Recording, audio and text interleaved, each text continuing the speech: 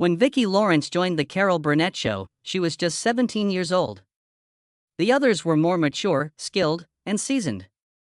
No, she wasn't. But age was not the only factor in what transpired behind those studio doors. Vicki was subject to severe rules set by Carol Burnett. She once deviated from the script while rehearsing. Vicki was transfixed and humiliated by Carol's lecture after she halted everything and called the entire cast to the center of the stage. It was worse than that.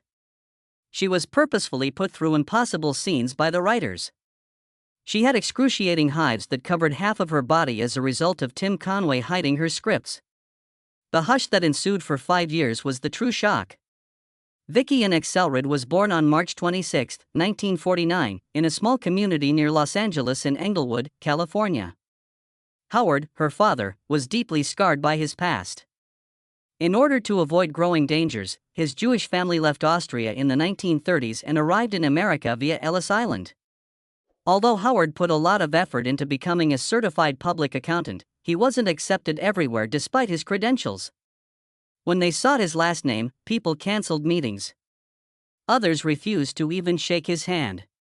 Annalene Lloyd, his spouse, was also of German Jewish descent.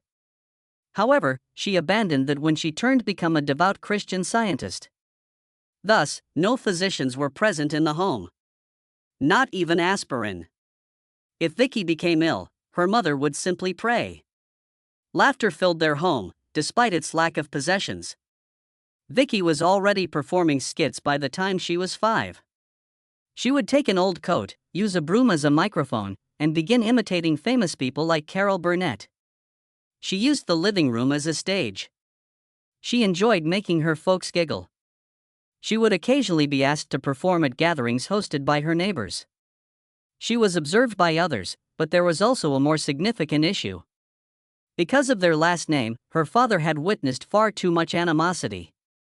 He wished that neither Vicki nor her brother would have to face the same walls as children. Then, in the 1950s, he decided. Their last name was changed from Axelrod to Lawrence by him. Vicki first didn't get it.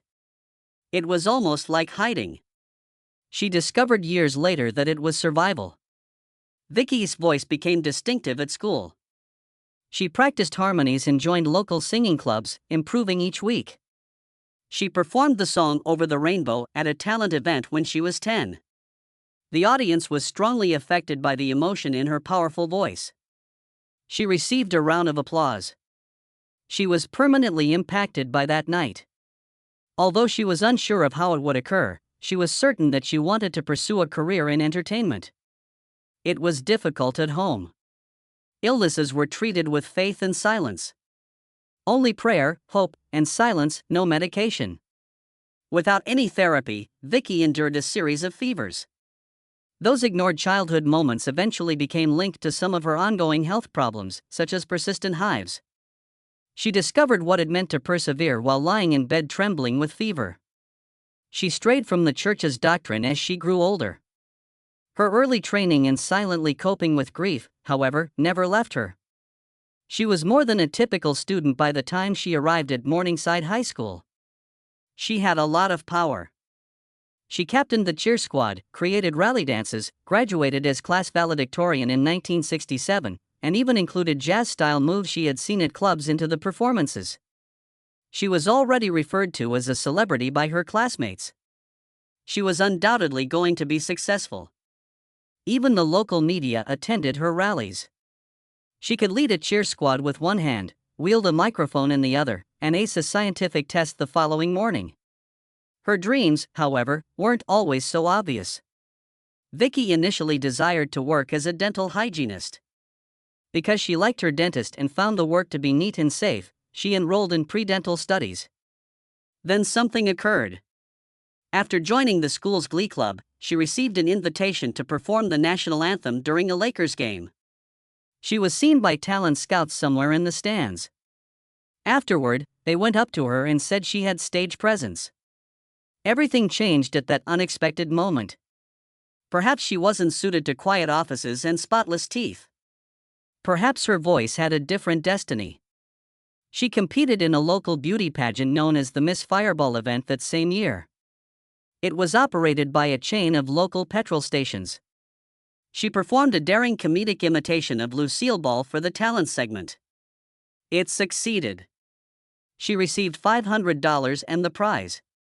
For a teenager in 1967, real money.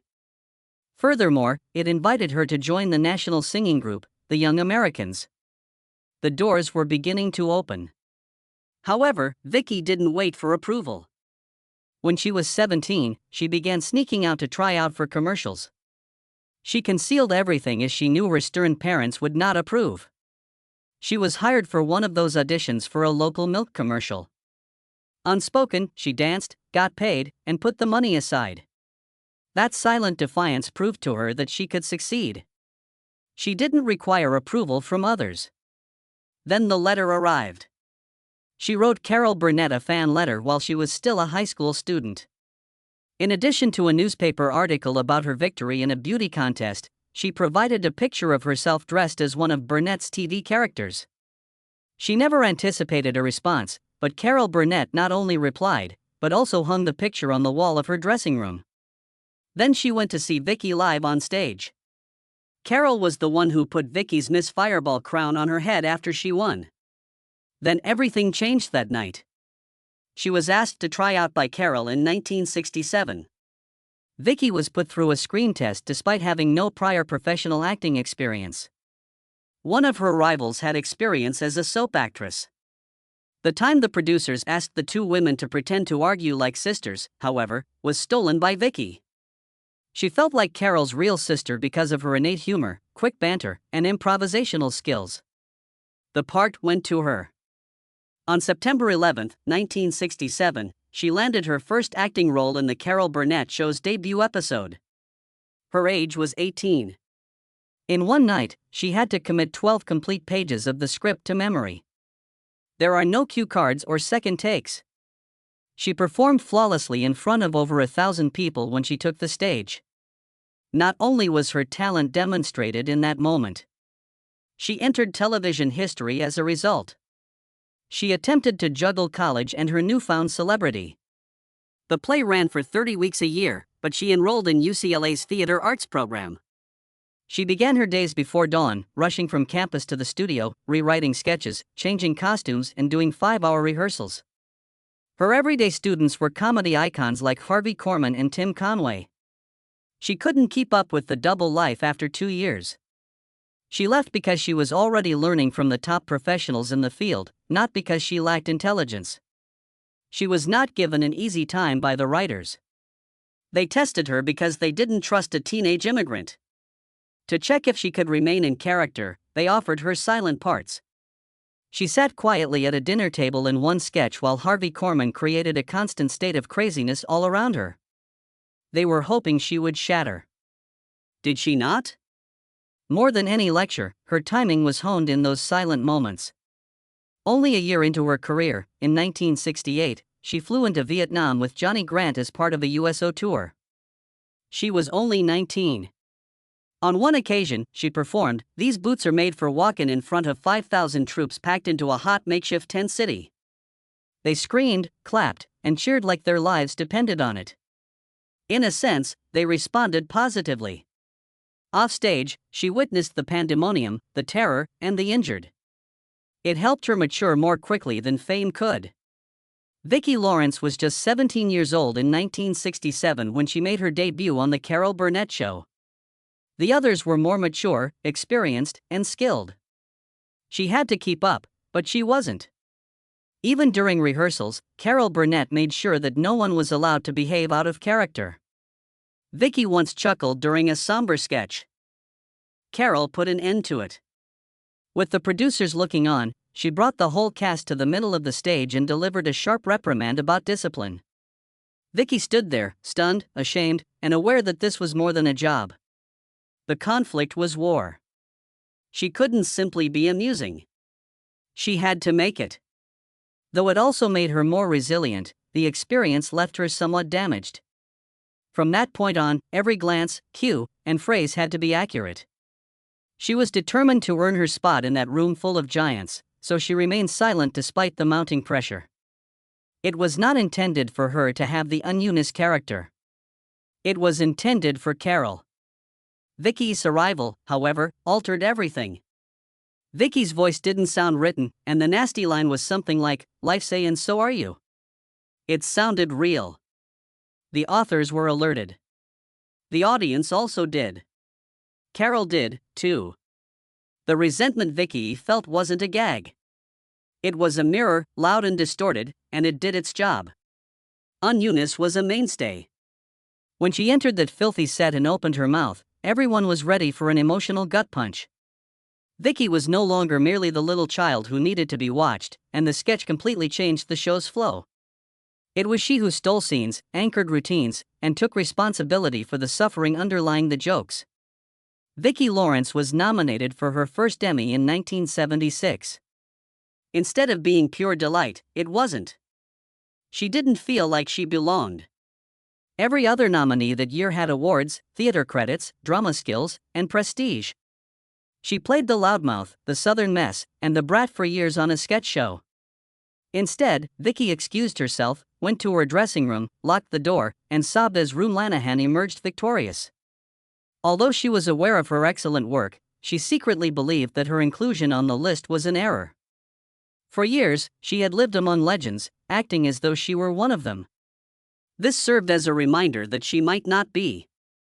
A nomination does not dispel that kind of uncertainty. It only sharpened. The program ran for 11 seasons. More than 250 episodes, that is. Drawing after drawing, week after week. Tim Conway's improvisations gained notoriety. Vicki had to match it every time, even if she couldn't predict what he would do. She occasionally had to change her lines on the spot in order to remain in the scene. The tension ultimately got to her body in 1972. Her neck and arms were covered in a strong breakout of hives. She was unable to relax or fall asleep. Sometimes, even before she put on her outfit, she was itching. But she continued. As usual, she did. The cameras were not patient. Additionally, someone else would take her place if she broke. Carol Burnett was more than her employer. She developed into a guardian, mentor, and mother figure. The only reason she provided Vicki a wardrobe of 50 unique dresses was to assist her meet the demands of Hollywood. Carol had restrictions, though. Among them, one was severe. Avoid dating your coworkers. Vicki broke it. One of the writers was her lover. Carol discovered. It resulted in a quiet but heated altercation backstage. Carol was more than angry. She was let down. She reminded Vicki of the effort she had put into keeping her safe. Vicki bore the entire brunt of that disappointment, divided between youth and mentoring. It was not a boy's moment. The issue was trust. About the delicate balance that had to be struck between discipline, friendship, and growing up in public. A surprising event occurred in 1972. Vicki sang during a cast party, which was witnessed by music producer Gary Clean. Within days, he signed her to Bell Records. She worked on the night the lights went out in Georgia for 8 exhausting hours that same year. On the Billboard Hot 100, it was at the top by January 6, 1973. Over 1 million copies were sold, and it remained on the charts for over 20 weeks. People were in disbelief. Pop charts are currently topped by a TV comedian. It went gold in May 1973. She scored a success like that year, making her the first prominent actress to do it. However, as the cameras followed and the pressure mounted, Vicki started to realize that, unlike what she had anticipated, success in music came with a different type of anguish. She released her first album in July 1973. Over 2 million copies were sold globally. By the year's conclusion, however, her voice began to falter. On her vocal cords, nodules had grown. She should stop and get surgery, the physicians advised. Did she not? She was raised in Christian Science and preferred prayer over medicine. Before the discomfort became unbearable in 1974, she continued to perform and risk everything. At last, she gave in. It made her reconsider her pursuit of stardom. Now her body was telling her that she had everything to lose. Vicki appeared on The Tonight Show in April of 1973. Millions of people saw her sing with Johnny Carson, joke, and laugh. She retook the charts with her album. But a darker thing started behind the cameras. Hundreds of letters began to flow in, many of them from fans who had no sense of bounds. One of them broke into her Los Angeles hotel room. It was just her. Someone contacted security. Fear persisted even after the stalker left. The lights and stage of fame had vanished. It was weakness. You never knew who might be hiding behind the next door. They ought to have celebrated the gold record together. Rather, it resulted in friction. She was cautioned by Carol Burnett. She would stray from acting to music. Vicki wanted more, so she told her to stay grounded. She decided to temporarily abandon the show in order to embark on a European tour. Their distance from one another grew. Carol thought it was reckless. For Vicki, it meant independence. Protégé and mentor were at odds for the first time. The applause subsided, but the rift in their relationship persisted. Delta Dawn, her follow-up song, was widely popular by the beginning of 1974. Despite being hammered by radio stations, it stagnated at number 40. There was no lingering magic from the first hit. Record executives liked simple, cheerful pop. Vicki desired something deeper and more profound. They fought. The offers for music stopped by the middle of 1974. There was silence, no more chatter, no hits. She turned to go back to watching TV. Light, heavy, and short was the arc. It concluded with fatigue rather than failure. Her marriage to Bobby Russell took place on June 29, 1972. It would be glamorous, they believed. However, Russell's outbursts at crowds requesting Vicki's autograph at LAX put an end to the honeymoon. He yelled, accusing her of being ostentatious. The security force had to intervene. The whole terminal gaped. It was not good. One that followed them home. It ended after 18 months. In January 1974, she submitted a divorce paperwork. There were rumors that Russell had cheated. Nashville tabloids published late-night gossip and hotel stories. He didn't dispute it. He simply stated that her notoriety had diminished him. She didn't dispute. The divorce was nasty, public, and unfiltered. She went from rising celebrity to tabloid headline as a result. Although she didn't want it, she was unable to stop it. Then the Burnett Show's makeup artist, Al Schultz, arrived. Carol shouted from a dressing room window to announce them. Vicki was silent. The last time was too painful. On November 16, 1974, they took a plane to Las Vegas. Only a handful of pals, no family, no press. The couple married in a tiny chapel. His parents were unaware of it until much later. Finally, it was quiet, private, and hers. On May 3, 1975, Courtney, their daughter, was born. But there was a price to bliss. Postpartum depression struck Vicki. She struggled to go asleep, sobbed with the infant, and experienced stress rashes right before tapings. She would arrive in costume, grin broadly, and then fall apart in the background. They didn't ask, or if they did, nobody knew. She simply persisted. On July 1, 1977, 2 years later, she gave birth to her son, Garrett. She was filming Mama's Family and the Carol Burnett Show at the same time. Sometimes still wearing her disguise and wig, she breastfed in between acts. Al also put in 14-hour days at work. Seldom did they see one another. Quietly, they went to counseling. Just two humans attempting to withstand the machine, no cameras, no headlines. Tim Conway shared an outrageous story about a circus elephant on television in 1975. He kept his planning a secret. The actors burst out laughing. No, Vicki didn't. It irritated her. Told her spouse. He answered, "Get him."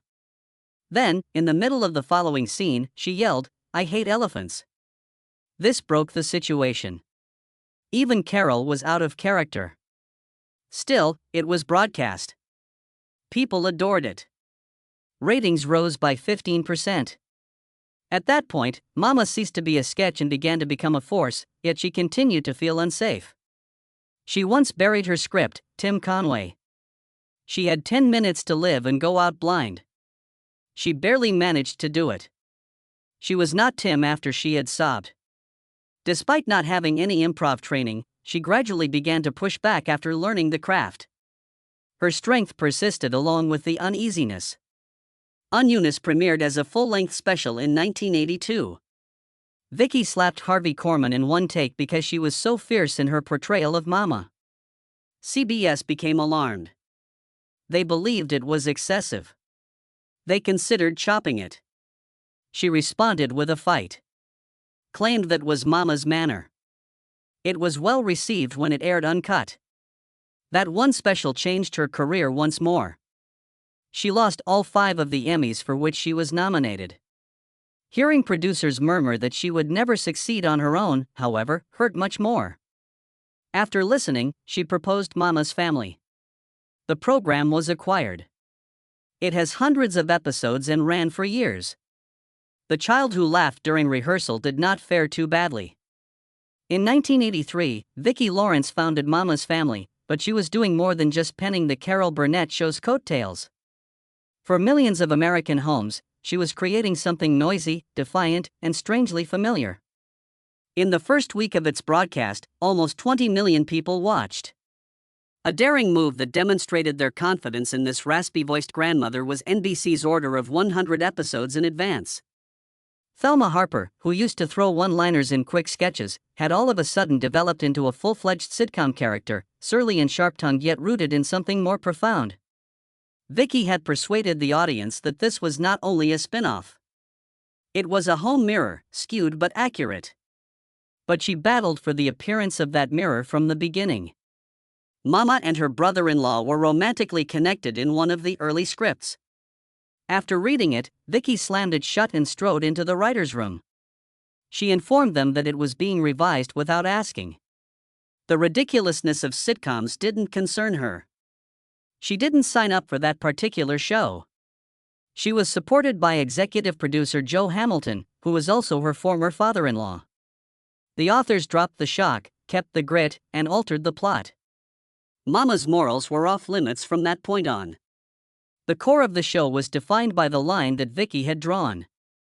Vicki protested when the network, in an effort to save money, chose to move production from CBS Stage 33, the same location where the Carol Burnett Show had flourished, to KTLA. Stage 33 was about legacy. She declined to attend the first table read since KTLA meant taking shortcuts. There, the cast waited. She never entered. Her quiet was more powerful than any speech. The atmosphere remained uncomfortable for weeks following, but she got her message over. For her, this went beyond employment. Every scene was laced with pride, memory, and a hint of revolt. Producers brought in Rue Lanahan and Betty White in 1983. It had a gold-like tone. Betty desired first billing. Some people weren't happy about that. The studio walls were buzzing with ego, and tempers were starting to flare. Vicki began throwing cast dinners because she felt the show couldn't survive a diva standoff. Peace, plates, and a single table without cameras. The tightness began to loosen. The cast solidified. On screen, Vicki did more than just portray Mama. In real life, she took on the role of peacemaker, softening edges where scripts failed. Subsequently, NBC canceled. 2 seasons later, Mama's Family was discontinued in 1984. Vicki earned $50,000 for each show. Although viewers were present, the network reported declining ratings. Vicki made her public. In interviews and on talk shows, she attacked NBC's choice. They had pulled out too soon, she claimed. She was then validated by syndication. Reruns took off after 1986. The popularity of the show grew. Long after the network had left, viewers remained. They had reached 130 episodes by 1986. Though not all conflicts remained behind closed doors, Vicki's intuition had been more keen than the suits. After Carol Burnett and Joe Hamilton got divorced in 1983, things became chilly. Carol perceived Vicki's ongoing work on Hamilton's mama's family as a betrayal. The friendship that had transformed Vicki's life fell silent. For 5 years, they didn't communicate. Carol would not give her a call. Everything was handled by Vicki's husband, Al Schultz. It was a crushing hush. They hardly acknowledged the freeze when reunion specials took place. Hollywood rumors made suggestions, but the real story remained unsaid. Wikipedia even alluded to it. Work-related injuries seeped into personal lives. Vicki was also betrayed by her own body. She received a diagnosis of chronic idiopathic urticaria in 1972. Under stress, it erupted into excruciating hives that covered more than half of her skin. Sometimes it was intolerable to tap mama's relatives. She tried everything but medicine, which her training in Christian Science prohibited. She eventually underwent Xolair injections in 2005. The outcomes came right away. It was the first relief she had felt in decades. In interviews, she was candid about it. The agony had always existed while living with allergies, but she had maintained her sense of humor. Her husband, Al Schultz, had been her rock. As Vicki took center stage, he worked behind the scenes as a top makeup artist in Hollywood. But the rumors didn't spare him either. He allegedly flirted with Cher on the Sonny and Cher set, according to tabloids. They alluded to a troubled marriage and conjectured about jealousy. The rumors hurt, but none of it was verified. He remained in the background for it all. At 82, he passed away in 2022. The public primarily recognized the makeup legend as Vicki's husband, quiet legacy, loud love, even though he had become the youngest head of West Coast makeup at CBS at the age of 30. Vicki's personal life was turbulent from 1986 to 1990, when the show was revived on syndication. Courtney, her daughter, was a fierce rebel who resisted in ways similar to what Carol Burnett had experienced with her own children. It rattled Vicki. It was her first time attending therapy. It was terrible and eye-opening, she said. She was compelled to consider how her parenthood had been influenced by her celebrity. According to the Encyclopedia of World Biography, this was a pivotal moment in her development. Laughter on screen, introspection off-screen. She had had enough of live performances by the 1990s. Her smooth landing was voice work. She appeared in animated films such as Pirates and Peter Pan. Just her voice, no cameras, no makeup. It allowed her room to breathe.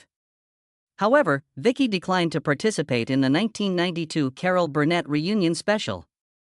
The cut was still open. Fans desired nostalgia. Vicki has no intention of pretending.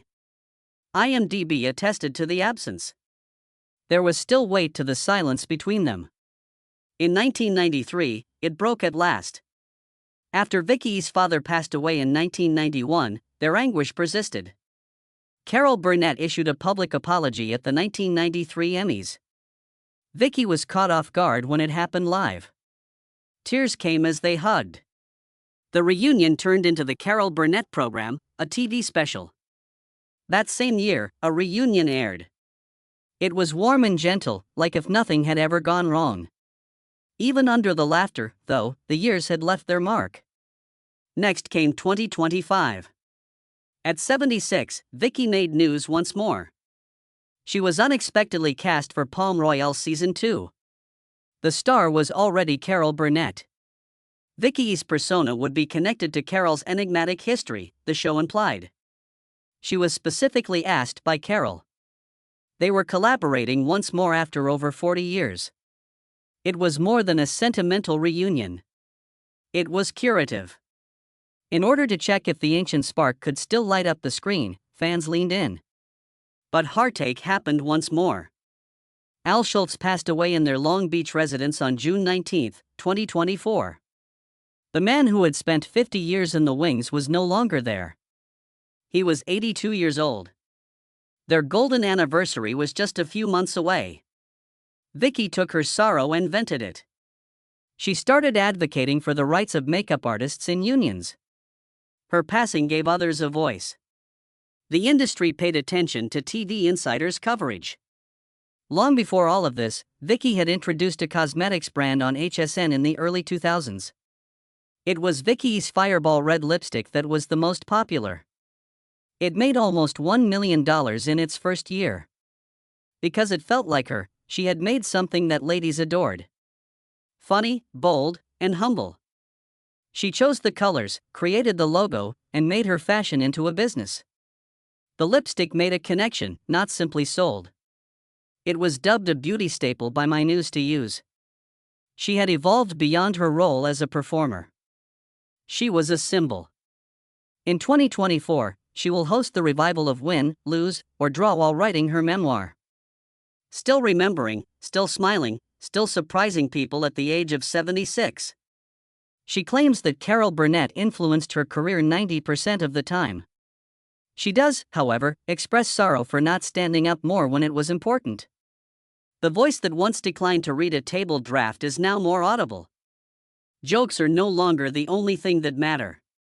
It's about the effort required to keep the laughing cohesive.